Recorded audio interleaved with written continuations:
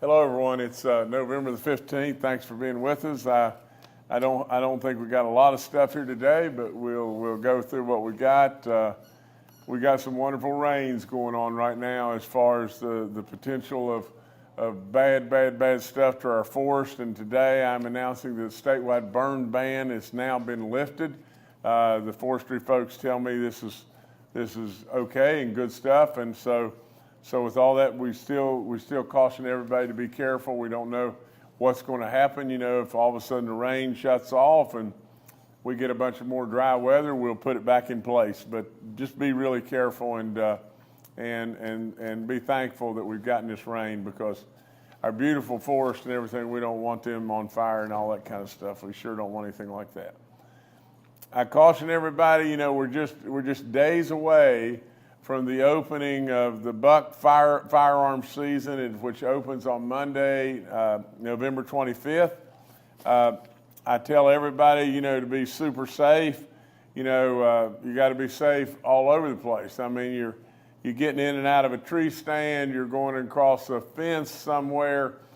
Be sure and just use really great gun safety, guidelines and everything. My dad taught me stuff at a really, really early age, but you just got to be really careful and absolutely, make absolutely certain as to what you're shooting at, and know that a high-powered rifle, travels a long ways and everything. So don't take shots that, where you're shooting over a little rise and everything and bullets traveling a long ways. It's really, really a time of year to celebrate, a time of year for tradition, a time of year absolutely that if we don't watch out, we're going to have, unfortunately, a tragedy. And so be really careful. Wear your blaze orange, be in compliance, and enjoy this great, great time of year that so many people do enjoy in the great mountains of West Virginia. So be safe, be really super safe. And also, we want you to send your photos in to our Big Buck photo contest and everything. It's the 4th time we've done this and everything. So be sure and send them in. And like I said over and over, enjoy this time of year. It is really, really special. Take a kid and everything, and introduce them to the beautiful nature and the wilds of West Virginia. Also, it's really, before you know it, we're going to have winter. And in fact, yesterday evening with this little bit of rain and the temperatures dropping and everything, we probably had some black ice in some spots. You got to be really careful on the highways. I have declared next week, November the 18th through the 27th, as Winter Weather Awareness Week in West Virginia. I'm going to sign a proclamation right now doing so, and but I want you again over and over and over to just be super careful on the highways, because winter time's here, and we're going to have it for probably a good while. But this is a proclamation we're signing and everything as far as Winter Weather Awareness Week, as far as that goes next week. But this is just the very beginning of winter in this great, great season, and it's beautiful beyond belief, and just be careful. Just be a little bit extra careful. Today I'm announcing that next week we're going to celebrate National Rural Health Day. We've done a bunch of stuff in regard to rural health. We've invested millions, hundreds of millions of dollars to improving the rural health care in all across this great state. I've said it over and over, but the hospitals, the rural health hospitals, are our lifeblood, and they're so vital to this great state. We've had huge increases in staffing numbers, while I've been here and everything. I'm really, really proud of that and everything. And right now we've got another $40 million rural hospital grant program that's going on. There's just so much that we've done, but we got to continue. We got to absolutely keep this going and do even more. No matter where it is or where it may be, our rural hospitals are our lifeblood, and we don't need to forget that. So celebrate with us and everything. This National Rural Health Day. It's National Young Readers Week and Family Read Week in West Virginia.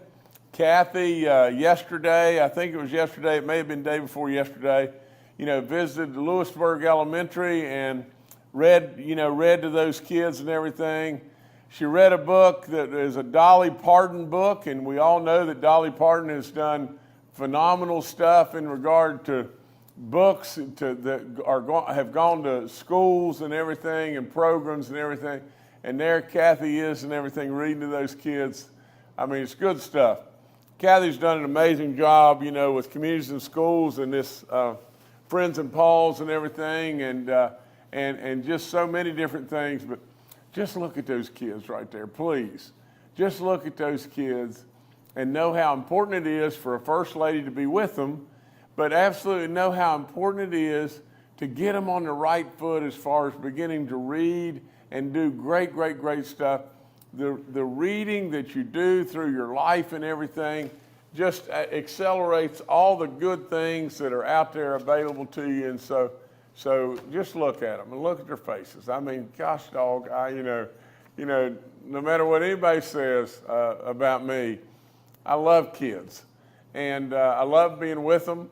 And I've coached forever, that's why I continue to do that in many ways. But those are younger fellas and girls and everything. It's just it's neat stuff to me. So just God bless our wonderful children in this unbelievable state, and the teachers and all those that are with them, whether it be service personnel or whomever it may be. It's really, really good stuff. That's all I've got. It was pretty short and sweet today. We'll take your questions. Thank you. All right, thank you, Governor. We'll now take questions from members of the media. Our first question today is from Charles Young with WV News. Hi, Governor. This is Charles Young with WV News. I have a question about the upcoming gubernatorial transition process.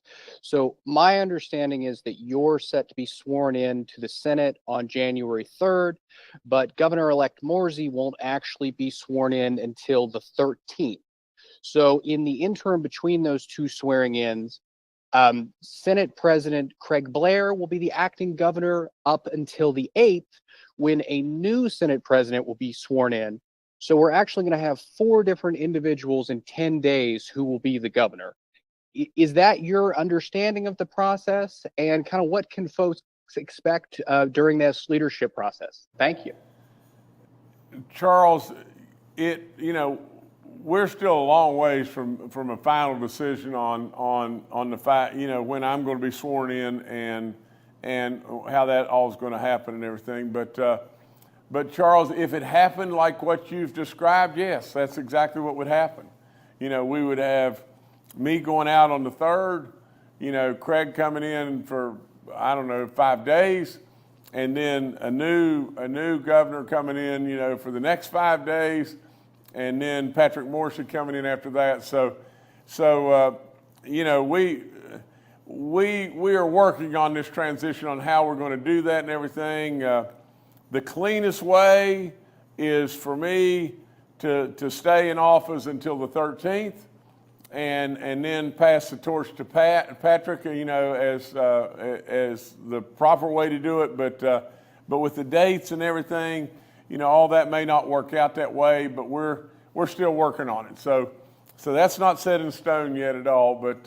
But you are correct, that if it were to flow that way, what you described, Charles, is right on the money. And you always get it right, but we just haven't made those final decisions yet. All right, thank you, Charles. Next up is Curtis Johnson with WSAZ. Good afternoon, Governor. Thank you so much, or good morning, I guess. We're still in morning here.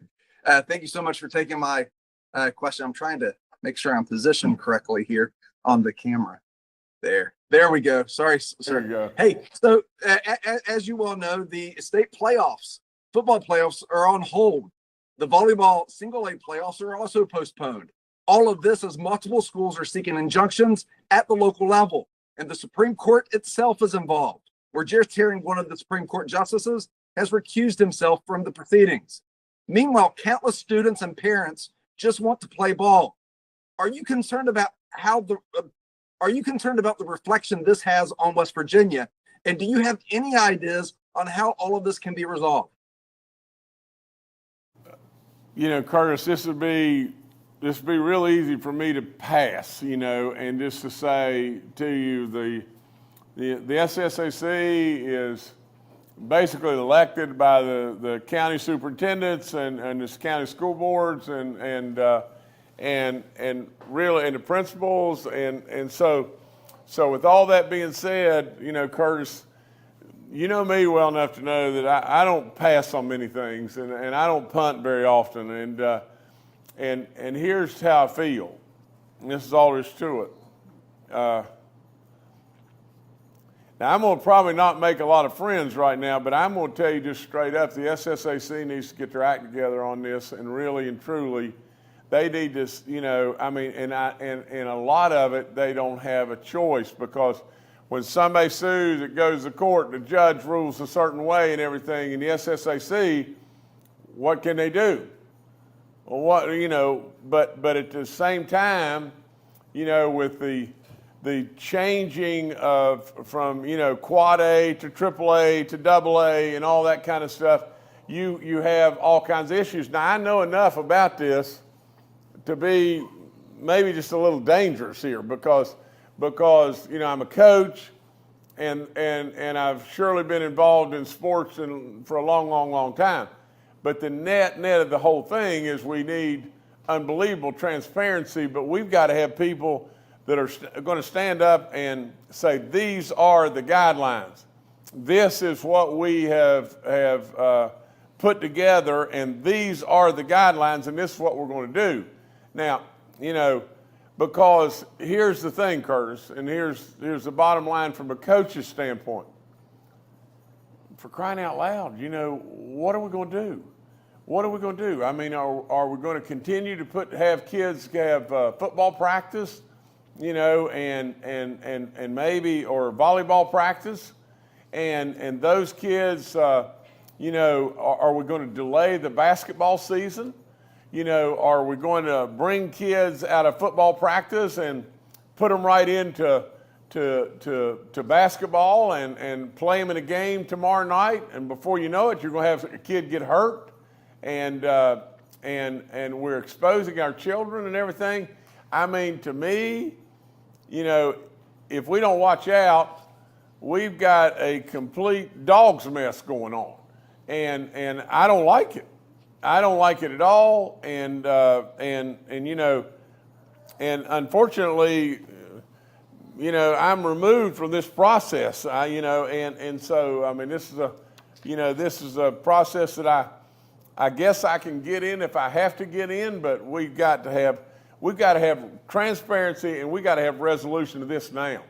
Or what's going to happen, sure as I'm sitting here, is you're going to have kids trying to do two different things all at one time, and even though the rules may state, well, you got to come to basketball practice for 5 days before you can play, or this or that and whatever, and before you know it, you're going to have kids get hurt. And to me, you know, we're disrupting our communities, we're disrupting our schools, but with all that being said, we're endangering our kids too. And then that becomes bottom line to me. So I don't like it any more than you like it, and you know, I'm monitoring it, you know, every day. So we'll stay on top of it. Thank you, Curtis. Next up is Lori Kersey with West Virginia Watch. Hi, Governor Justice. Lori Kersey with West Virginia Watch. I wanted to ask you this morning about the Affordable Care Act. More than 200,000 people in West Virginia get their health insurance through provisions in the law. We know that President-elect Trump tried to repeal it during his first term. There have been some mixed messages about the future of the law this term. Should that come up again, how would you vote? Should a repeal come up, how would you vote? And just generally, how do you plan to balance advocating for the interests of West Virginians with your loyalty to your friend, President-elect Donald Trump? Thank you. Well, let me say this. I think we're way premature. And as far as speculating on what's going to come to us and everything, let's just take some deep breaths and just wait and see what really does come. Now, there's no question that I'm really loyal to, President-elect to be, President Trump.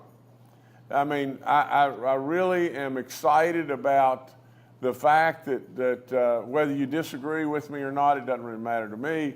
But really, at the end of the day, I'm excited about the fact that I do think we can put this country on the right path and really go. If you believe we're on the right path now, I mean, I just can't go there. I do not believe that.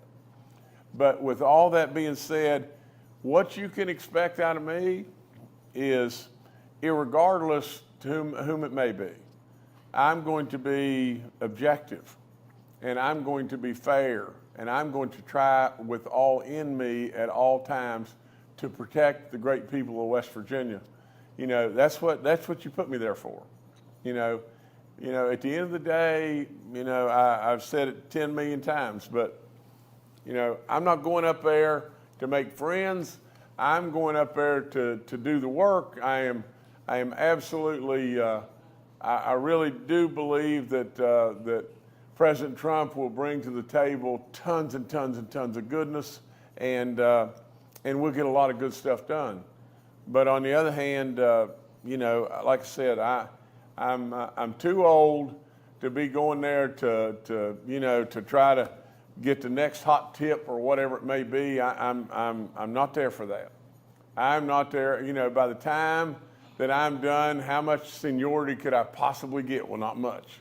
But at the end of the day, I am there and going to do the right thing for the people of West Virginia and the right thing for the people of this country. So I got a lot of confidence in President Trump, but at the same time, we're going to go there and we're going to do the right stuff. Lori, thank you. Next up is Keelan Bailey with West Virginia Public Broadcasting. Hello, Governor. Keelan Bailey, West Virginia Public Broadcasting.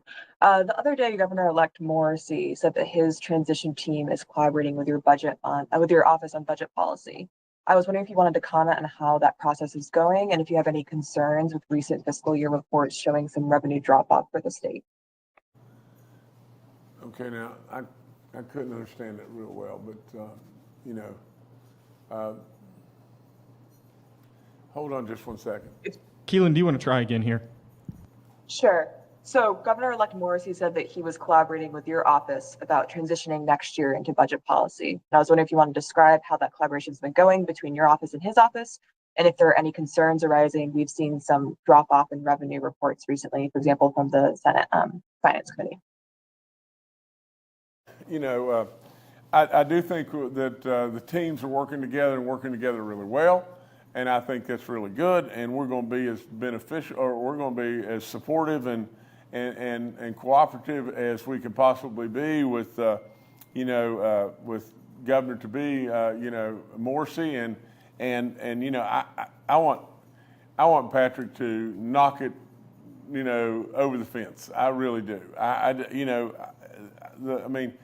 We dug ourselves out of an unbelievable hole, and this state is cooking and moving in the right direction right now, and we're hopeful that with the things that maybe we can do in D.C., things are going to just get better right here. At the end of the day, we've cut taxes and cut taxes and cut taxes and put more money in what I always call, Edith and Toby's pockets, and because they're the voters, and with all that being said, I would just say just this. Governor to be Morrissey is going to have to really mind the store, and he's going to have to be on his toes, and he's going to have to watch and do the right things and push the right buttons all the time. This is not an easy job, That's all there is to it.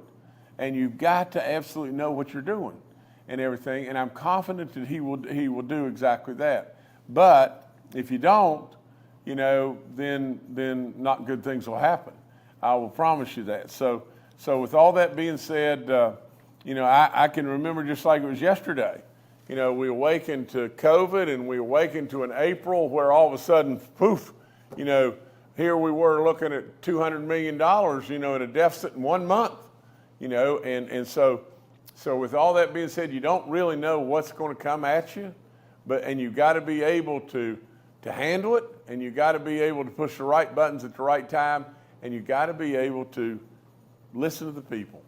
I mean, listen to them, listen to the people over top of listen to advisors or lobbyists or whatever, So with all that being said, we'll work together, and after I leave this position and everything, I'll be available any hour of the day to try to help Patrick and everything, and I'll surely look on him to be a great friend, and that's exactly what I'll be. So it'll be good. It'll be good. One way or another, we'll get through all this, and everything will be really good. Keelan, thank you. Next up is Evan Bevins with Ogden News. Good morning, Governor. Wanted to ask you about your thoughts on some of President-elect Trump's appointments to key positions like Robert Kennedy, Matt Gaetz, and other announcements he's made, and just wanted to get your thoughts on those as you'll be asked to vote to confirm some of them. Thank you. Well, first of all, and this isn't a dodge in any way, because let me finish what I would say, but I think it's premature for me to comment. Naturally, I'm really supportive of President Trump, and I'm sure that his folks, are really evaluating, vetting, whatever you want to call it, the appointments and everything. And from that standpoint, we'll do the same thing in the Senate. I'll do the same thing. But I can tell you this. President Trump is a guy, and we're a lot alike. His appointment on the surface may look like, well, gosh, why did he do that? Really and truly, there's a person out there that's more qualified. But he has to have people around him that he can really count on, that are loyal to him, and that he can really count on. They'll make mistakes. But at the end of the day, if he's got the right team, a team that he can really work with and everything, and really work well with, it'll end up a better thing for all of us. May not be perfect in the beginning. And then the other thing, and this from President Trump, is if things aren't going right, whoever is at the helm is in big trouble. And so what does he want? He wants the same thing that I've wanted. Make sure it goes right. That's all there is to it. Make sure the outcome is right. Remember what my dad always said. Don't confuse effort with accomplishment. We want to accomplish in this nation, and I wanted to accomplish here as your governor in West Virginia. With all that being said, you may feel like, well, he's more qualified or she's more qualified for that job than the person that President Trump, came up with and appointed. Absolutely. At the end of the day, I think that his folks, I have never seen a group of people, and it's the honest to goodness truth. You think how efficient and how absolutely on their game the Trump folks are. It is unflat believable. Before when he was president, if you went to the White House, it was, literally, they knew what you wanted to talk about, even if you hadn't mentioned it to a soul before you ever got there. And the president was aware of it and everything. They are, to say they're efficient is the understatement of all time. I mean, they got their act together, and so we'll see, and we'll get into it. Premature for me to comment more than that. All right, thank y'all. Evan, thank you. Everybody else, thank you as well. Governor, back to you. Okay, good questions. I appreciate them and everything. You know, we surely got to get this sports thing worked out and everything, because at the end of the day, I really believe that schools and communities and especially those kids deserve that we got to get a game plan and then go with it. There's too many people that are weighing in so many different directions and everything, and before you know it, what's going to happen, sure as I'm sitting here, you're going to have kids get hurt and because they're trying to do too much. Let me just check real fast and everything. You know, all the stuff that's going on in D.C., you know, from my perspective, it's been exciting stuff and everything. We elected a new leader yesterday, and you know, to the Senate, and you know, and we were in the old Senate chamber, and you know, historic beyond belief and humbling, you know. But at the same time, I think you see, you know, you can feel a real excitement in Washington that things are going to get better. I mean, America needs those feelings that we're going to get better. There's real hope and there's real belief that we can do better. And you know, I really believe that that's more of the feeling that's going on everywhere you go up there, and you see a real, you know, step, you know, that's quicker and faster, and it's just right now it's good stuff. And so there's so many different things, you know, I could get into, but we'll wait for another day on all that.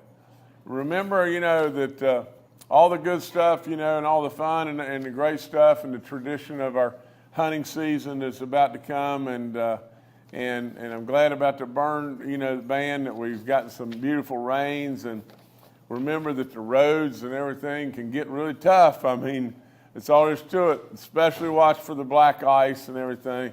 We celebrate all the good stuff that's going on in rural health and all of our kids and everything, and the reading and all the great successes that Kathy's had as our First Lady. So that's all I've got. But thank you so much, and we're excited. We're excited to bring in a new governor in West Virginia, and with all the blessings that I could possibly pass on in every way, from a standpoint that I want nothing but more goodness in this great state. You know, we're worth it, and I love our people. I love our people beyond good sense, and I thank you for giving me the unbelievable honor to be your governor 2 terms. It was really an incredible ride, so thank you.